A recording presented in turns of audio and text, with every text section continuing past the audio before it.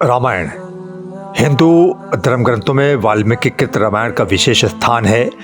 मर्यादा पुरुषोत्तम भगवान राम के जीवन पर आधारित रामायण में उनकी पत्नी माता सीता, भाई लक्ष्मण, पवन पुत्र हनुमान आदि जैसे कई बेहद महत्वपूर्ण चरित्र का गुणगान है।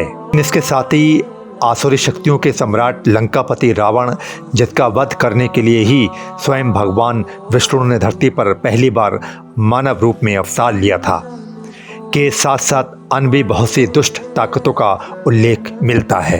मेघनाद एक वीर राक्षस योद्धा था, जिसे इंद्र पर विजय हासिल करने की वजह से इंद्रजीत भी कहा जाता था। इसके अलावा मेघों की आड़ में युद्ध करने की वजह से रावण के पुत्र को मेघनाद के नाम से भी जाना जाता है।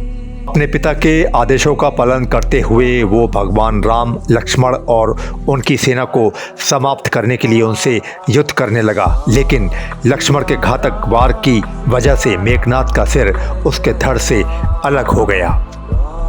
मेघनाद बहुत ताकतवर था। जब उसका सिर उसके शरीर से अलग होकर नीचे गिरा, तब वानर सेना और स्वयं श्री राम उसके सिर को निहारने लगे।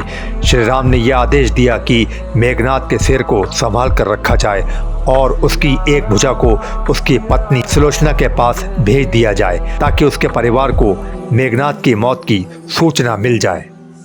भगवान राम ने अपने बाण की सहायता से मेघनाद की भुजा को सुलोचना के भवन में पहुंचा दिया। सुलोचना को ये विश्वास ही नहीं हुआ कि ये भुजा उसके पति मेघनाद की है। उसने उस कटी हुई भुजा से कहा, तुम वाकई मेरे पति की भुजा हो तो लिखित रूप में इसका प्रमाण दो। मेघनाद की कटी हुई भुजा ने प्रमाण के रूप में लक्ष्मण की वीरता का गुणगान किया। इस पर सुलोचना को यह विश्वास हो गया कि वो कटी हुई भुजा युद्ध में मारे गए उसके पति मेघनाद की ही है। अपने पति की मृत्यु पर विलाप करती हुई सुलोचना रोती हुई रावण के महल पहुंची और वहां जाकर सारा हाल बताया।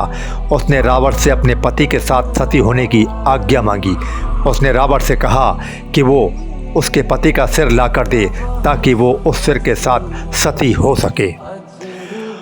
रावण ने उसे वचन दिया कि वो मेघनाद के सिर के साथ लक्ष्मण का सिर भी उसे ला कर देगा, लेकिन सुलोचना को रावण पर जरा भी विश्वास नहीं हुआ। इसलिए वो दौड़ती हुई मंदोदरी के पास पहुंच गई। मंदोदरी ने सुलोचना से कहा कि भगवान राम बहुत दयालु हैं, इसलिए उसे उनके पास जाना चाहिए। सुलोचना जब भगवान राम के पास पहुंची, तब विभीषण ने श्री राम को सुलोचना से परिचित कराया। भगवान राम को देखकर सुलोचना रोने लगी।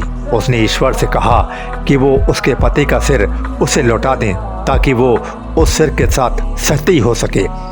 राम ने सुलोचना का दुख देखकर उससे कहा कि वो मेघनाद को जीवित कर देते हैं, लेकिन सुलोचना का कहना था कि मैं नहीं चाहती कि मेरे पति जीवित रहकर आने वाले कष्टों को सहें। मैं भी उनके साथ सती होना चाहती हूँ। इस पर राम ने सुग्रीव से कहा कि वे मेघनाद का सिर सुलोचना को सौंप दें। ये सुलोचना के सतीत्व की एक कठिन परीक्षा थी। सुलोचना ने अपने पति के शीश से आग्रह किया, हे स्वामी, कृपया मेरी बात मानकर हंसिए, नहीं तो कोई भी मेरी बात और लक्ष्मण की प्रशंसा को सत्य नहीं मानेगा। सुलोचना के कहने पर कुछ ही देर में मेघनाद का सिर जोर जोर से हंसने लगा।